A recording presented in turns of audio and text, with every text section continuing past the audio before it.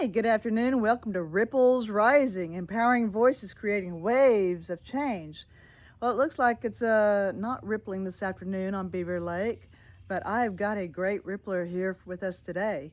I am honored to welcome Judge Diane Warren, a circuit judge in Northwest Arkansas, where she speaks and presides over juvenile and domestic relation cases. For over 20 years, Judge Warren has been a dedicated advocate for children and families. She's a former chair of the Juvenile Justice and Child Welfare section of the Arkansas Bar Association and has helped advance programs designed to improve outcomes for families, including mediation efforts in dependency-neglect cases. New word today for me, probably for some of you also. As a juvenile judge, she is entrusted with decisions that can profoundly impact the lives of children and families during some of the most difficult moments. Her work requires compassion, wisdom, and a commitment to balancing accountability with opportunities for healing and growth within the family. Today, we'll discuss her journey to the bench, her experiences working with families in crisis, and the lessons she has learned. Judge Warren, thank you for joining us on Ripples Rising. You are a rippler. Thank you so much for inviting me. Yes. Well, one of the first questions, and I'm so glad there's so many more women getting into law practice, which used to be the man's world. No more man's world. We can take it all. So what really inspired you to pursue a career focusing on juvenile and domestic law? Well, I did not really have a goal to become involved in juvenile law. It was one of those things where one thing led to another, and I fell into it and then realized it was what I was meant to do. So after I completed my law degree at Indiana, I moved here with my husband, who had a job at the university, and I was very interested in mediation. I was part of a group in Northwest Arkansas that was called the Northwest Arkansas Alternative Dispute Resolution Association. It's a big mouthful. But we were working on ways to bring more attention to mediation and grow that as a profession. And one of the projects that we developed was a mediation program with the Benton County Juvenile Court. And that was a program to help reduce conflict between parents and the Department of Human Services when their kids were in foster care. And so through that, I became familiar with the child welfare legal system. And about the same time, Arkansas adopted a program where each child that came into foster care would be assigned an attorney. And there was a full-time position for that came open. I thought it could make use of my mediation skills and also provide some good income. And so I started that job and just fell in love with it. And so then I just have found myself working in that area ever since. Over 20 years. Wow. So I mentioned a word earlier, and it's a mouthful as well, but it's just, it's common in your business. But would you mind explaining dependency neglect cases? Right. So when children are taken into foster care, it is because the Department of Human Services has made a determination that they are in danger, in physical danger, if they are left in the custody of their legal custodian. And so the Department of Human Services might take a child into care if there's been a case of a substantiated abuse or neglect. When that child comes into foster care and it goes through a court proceeding, if the court finds that the evidence is sufficient to find that the abuse or neglect did occur, then the child is adjudicated dependent neglected. And that is the term we use to say that the child has been victim of an act of abuse or neglect and is in need of court supervision and departmental involvement to keep them safe. Wow. Yeah, it runs into the foster care program then. Yes. Okay. On the other side, what is the most rewarding aspects of serving as a juvenile judge?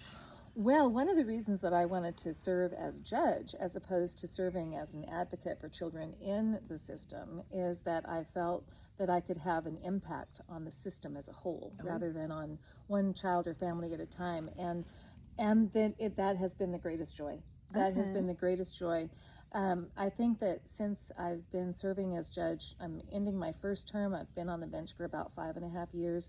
And I think over that time, I have created a court where people know that when they come in, they will be heard, that they'll be respected.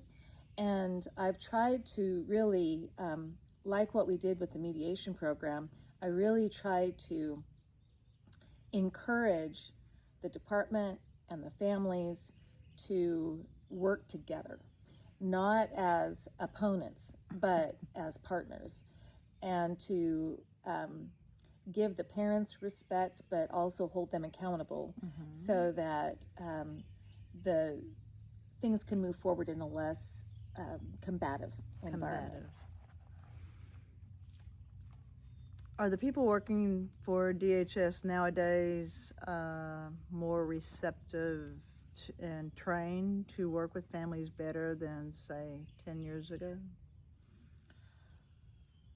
My experience with the individuals who work for the Department of Human Services is that they are all well-intentioned, that they try to do a good job, they do the best that they can, and they have training in what is supposed to happen, and they are vastly under-resourced and understaffed. And so what the policy says should be happening and what they are able to do are not at all the same thing. And I've always had just a lot of respect for the individuals who take on that kind of work, but I've also recognized that there are not enough hours in the day for them to do all that is required of them. They need more resources to do the hard work that we're asking them to do. It is hard work, hard social work. It is. And you said some terms that we speak a lot about: our senior care, under-resourced, understaffed, i.e. probably underpaid. Yes. Yep. There you go. All yeah, it all a common thread the whole time. You hear some of the most difficult family stories. How do you carry that responsibility and still remain compassionate? I have become more and more intentional about thinking about what happens, taking breaks, leaning on my own supports, and learning to take good care of myself so that I can still be available for people who are in front of me. There are times at the end of a hard day when I just need to step off the bench and go have a break, where I just need to go do some deep breathing and give thanks for the things that I have and get some perspective. So it's, in serving in this area of work, we talk about compassion fatigue. And we talk about how after a while, when you hear these hard stories, that you get somewhat numb to it. And so what I have found is that it's really important to have some interests outside of work, that I set boundaries about not working all the time, which would certainly be possible, but to set boundaries on when I'm going to work and how I work, and really making sure that I take the time to tend to my own well-being so that I can still maintain that compassionate outlook for the people who come before me. Excellent, excellent. As we say in the caregiving business, take care of you first so you can take care of others later. That is exactly right. You got to take care of you first. That is exactly right. Yes, and I think this could delve into other areas, but us women, we want to be achievers, and you'll see on a previous show about women achieving, and you got to step back. You got to step back and really look at yourself and what you want to accomplish or achieve? And is it in still your same perspective as it was 10 years ago? Or, things change, time change, circumstance change, where you may be forced to step back or choose to step back, and it's for better reasons than you trying to achieve be high achievement, in your profession there. I'm sorry, I kind of squirrel sometimes, but just kind of runs into some other things that we talk about. Yes. So when you're on that bench and you're in a circumstance, some of the toughest decisions you've had to make regarding the interests, and they seem conflicted. They are conflicted between the parents and the children. The family unit, the family dynamic, it's conflicted. What kind of, you've got to step back, don't you? You just got to look at it. And with your experience and wisdom and compassion and figure out the right decisions to make. The pole star, we call it the pole star, our go-to all the time is what is in the best interest of the child. That's right. That's all. That's what all of the decisions go back to. And we know that children are most often best served by being with their families of origin, if those families of origin can meet their needs. And so the effort is to try to help them get there. But sometimes we recognize that isn't going to happen, and then we have to make other choices. That's correct. Is there a particular case that had really profoundly affected you? Yes. Well, there's a couple. I mean, I've been doing this for 20 some odd years, so I've got a lot of stories.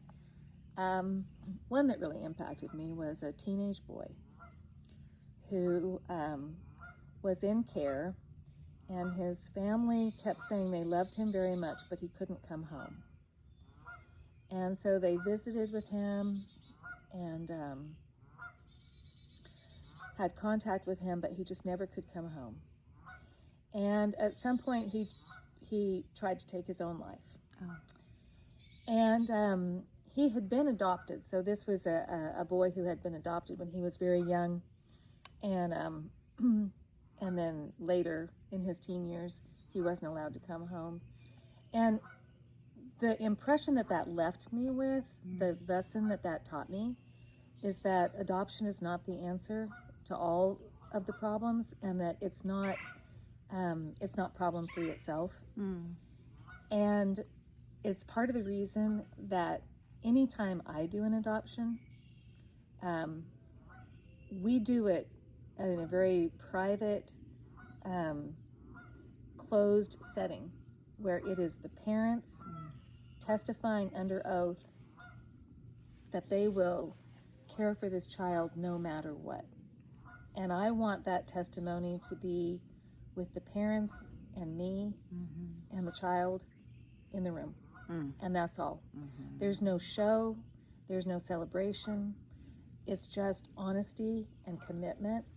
And then after we finish that, we'll have a party. Okay. And we'll do celebration, and we'll all have a good time. Yeah. But I want there to be that intimate moment where the parents are looking at me and they acknowledge that whatever comes next, they will be there for that child. Okay.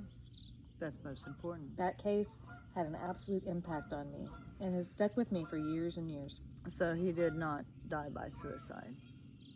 He did eventually pass away. Oh, sorry. But it was not immediate, and it was very painful for everyone involved. Absolutely everyone involved. Wow. What do you wish the public understood more about the juvenile court that they often misunderstand? Oh, I wish that people would recognize that none of us is perfect. None of us are perfect parents, and hardly anything is black and white. most of the individuals who come through juvenile court are they're damaged souls for whatever reason. There are issues of substance abuse and mental health issues and generational neglect or lack of parenting skills.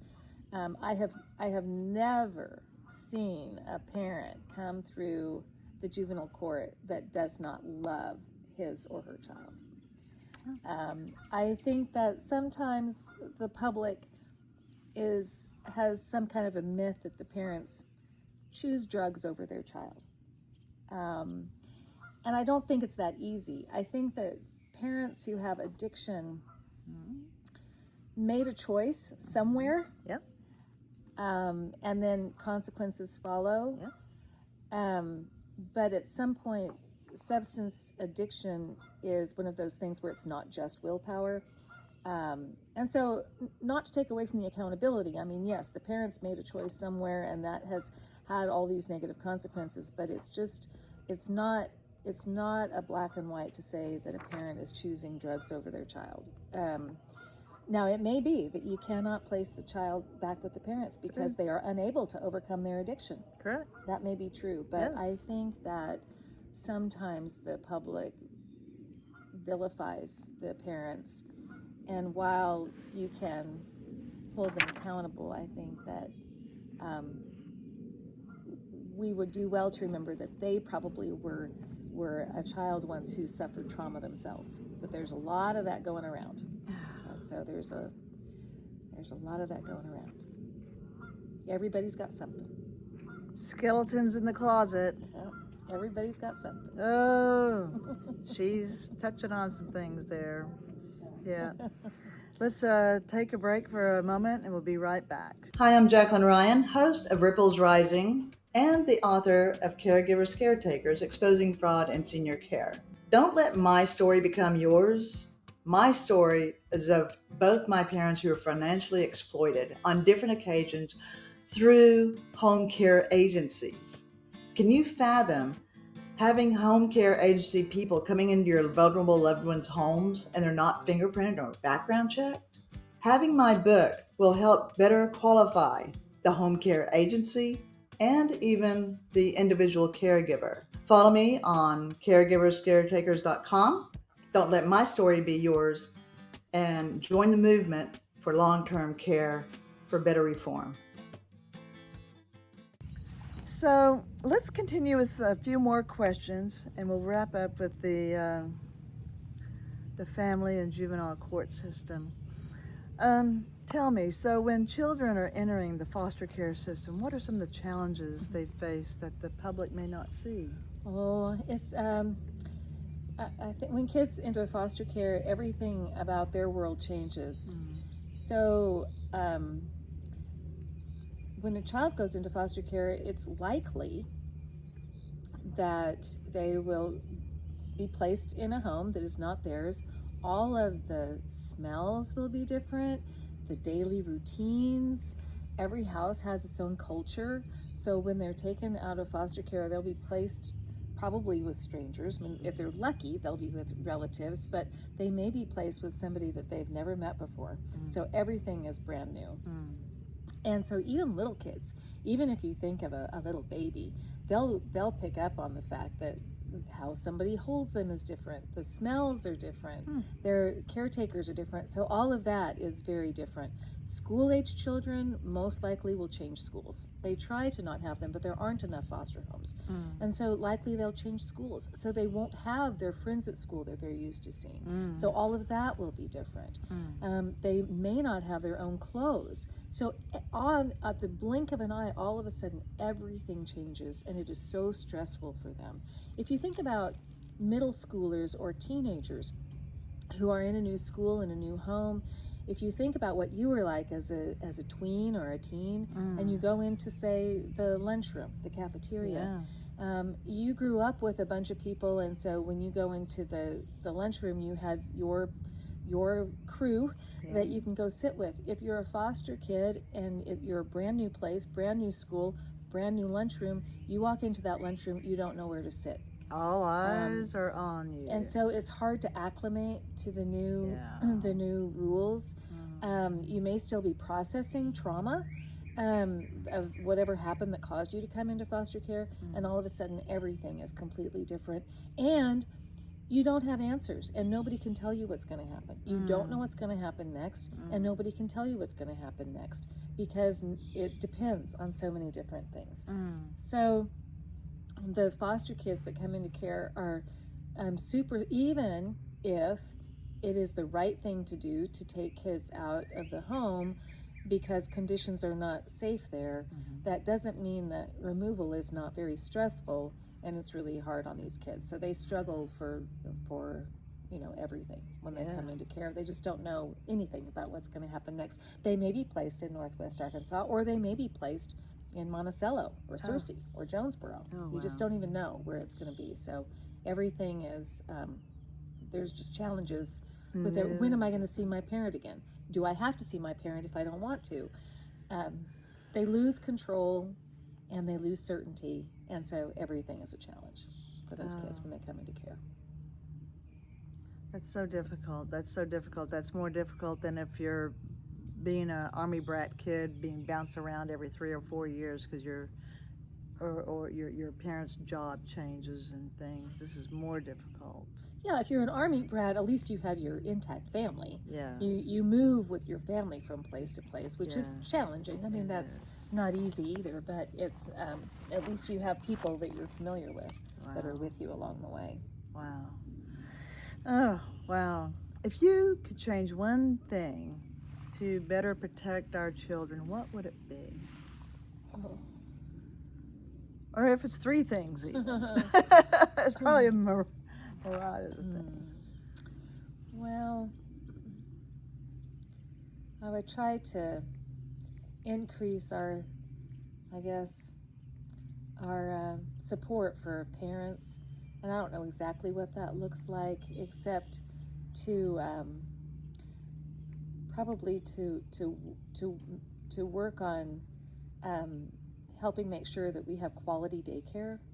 I think that's really key, and that we have really robust public education, because the schools can provide so much for young kids. They can provide, like I say, those social supports as well as education, developing not only academic skills, but the other social skills that go around that, which make people successful in the long run. So I would say, make sure we have really qualified, dedicated teachers, really robust public schools, and really good daycare. I think those would be very, very helpful.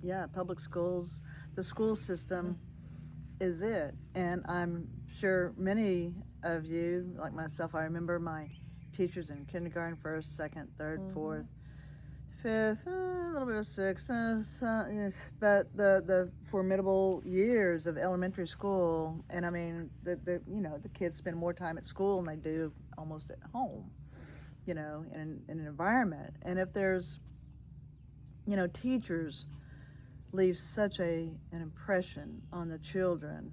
And I remember some wonderful teachers. I remember some not so wonderful teachers, but the teachers is something that the child can look up to and respect and admire, and that the teacher can offer that child guidance, and it kind of leads into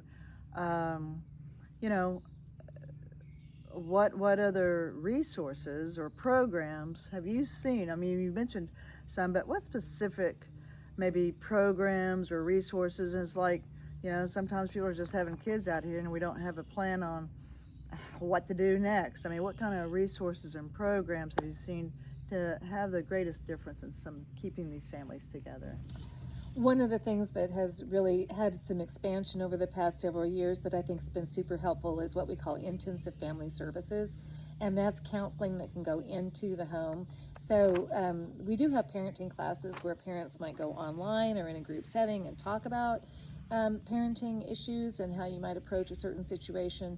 Intensive Family Services is a program where parenting educators go into the home 2 or 3 times a week and actually work with the families in the moment, in the actual context where they are, to help them resolve certain issues. And I think that's been very, very helpful. Intensive family services. How is that state, national? There are different organizations that offer that. The Department of Human Services has contracted with some counseling agencies that will provide intensive family services. There's a program that's funded through the money from juvenile justice that also has intensive family services specifically designed to help improve the dynamic between adults and young people in the home, if there's been some violence that leads to delinquency charges out of that. So there's some money from the delinquency side of things that can provide services, and so it's state, basically. I mean, it's state. They're state programs. Yes, yes. Do you think if the kids could get introduced, I ask about like Boys and Girls Clubs or Girl Scouts, Boy Scouts, all the recreational and social things, does that help the child readjust to different circumstances? Well, absolutely. So in the delinquency world, when we're talking about kids in the delinquency system, we are looking for what factors they have, what circumstances they have in their life that are supportive factors, those that help them make pro-social decisions, and then we also look at what are some of the risk factors and what might make it likely that they would be more likely to make an antisocial decision or take an antisocial action. And so in those assessments that we do, we almost always want them to be engaged in some kind of pro-social activity. And so that might be going to the Boys and Girls Club, or it might be getting on a athletic team, or it might be singing in a church choir, whatever it is, doing something, maybe serving a meal, doing community service. You're wanting to do something that's pro-social, which helps build self-image and pride, and in doing something to contribute to your society. And so all of those things are really good. The challenge that we often have is that the parents are working and they lack transportation to get the kids to those places. The parents who have money can sign their kid up, and their kid can go to these things regularly, and that's great. Some of our poorer community members are not able to do that, and so it becomes more challenging. And so even through the court system, I've worked pretty hard to build up programs that will help build pro-social connections and provide some additional skills to kids who come through the delinquency side or the foster care side. But the challenge is getting the kids there, because the parents are either lack transportation or they're working. That's right. So it just continues to be a problem. Wow. Okay, good. You've mentioned school some. What about warning signs should people watch for when a child might be at risk? So I really appreciate the nurses and teachers and other school personnel, because those are the frontline professionals who see these kids every day.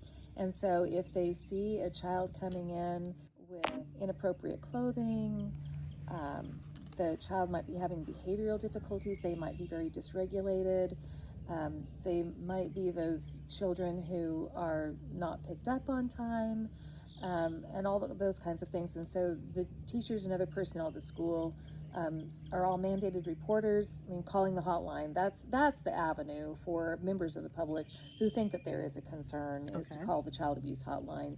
And that you can Google that, and if you still have a phone book, it'll be in the front of the phone book. So if you'll just contact the child abuse hotline, you will need to have some basic information. You need to know, having the name of the child is essential.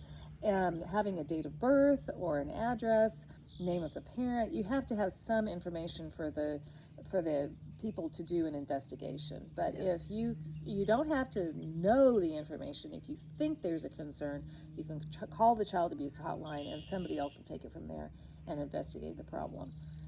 You do have to have enough information that the investigator can locate the child, know that they're talking about the child that you were concerned about, and have a specific allegation that fits within their protocol to investigate. But the child abuse hotline is really the thing. And so you're just looking for a child who is displaying behaviors that makes you as a reasonable person say, that doesn't look quite right. Show up late, hair tousled, not brushed out. Just maybe it was a chatterbox and now is not. Changes in behavior. Changes Yes, in absolutely. Changes in behavior, changes in patterns, that sort of thing. Okay. How can us ordinary citizens become part of the solution for the children in crisis? I would say vote. There you go. Voting is so powerful, and if you educate yourself and then vote and support policies that support families and children, pay attention to where money goes. Yes. Follow the money. And so I would say one thing that every person in the community can do to help is vote and make your support for the policies and programs that help these people be a priority. That definitely is helpful. Policies are boring, but so necessary and so important. It is. And it takes so long. Just what Judge Diane Warren was saying about this law in the state of Arkansas for the grandparents. I mean, it just passed about 1.5 years ago. And that, I believe it was 40 hours for you to get your training to become a foster parent person to maybe take care of your grandchild later. So that didn't just happen overnight. It's a policy, and it probably took 5+ years. So, and every year when the legislature meets, there are always bills that impact the juvenile court system. Yes. And so we judges work with legislators and try to work together to have a conversation about priorities and where money goes. And so we're thankful for those individuals who put forth their time to hone that legislation, and we just keep trying to make the system better all the time. That's what we got to do. You got to vote. You got to educate yourself and vote. I'm going to wrap up here real quick. What advice would you give parents raising children in today's world? One, don't be afraid to parent. You don't need to be their friend. You're their parent. Big, yes. And don't be afraid to be their parent. You can discipline your children; they'll still love you. So don't be confused. You're the boss. Don't let them have control. You're the boss. So you make the decisions about what is best, and that's that. I would also say be present. Be present for your children. Yes. And that means be physically present and stay off your phone. Just like you want your kids to stay off the phone, you need to be off your phone and be physically and mentally present with your children when you're with them. Yes. I would say that. I would see, don't be afraid to parent. Be the parent. Be in charge. But be present so that you hear and you see your children, and then you'll be all right. My mom was a single parent. She ruled with an iron fist. I wish she would just spank me, but she would talk to me and ground me. And it's like, oh, I wish she would have just spanked me. Yeah. Great. Well, we're going to take a break for a moment and we'll be right back.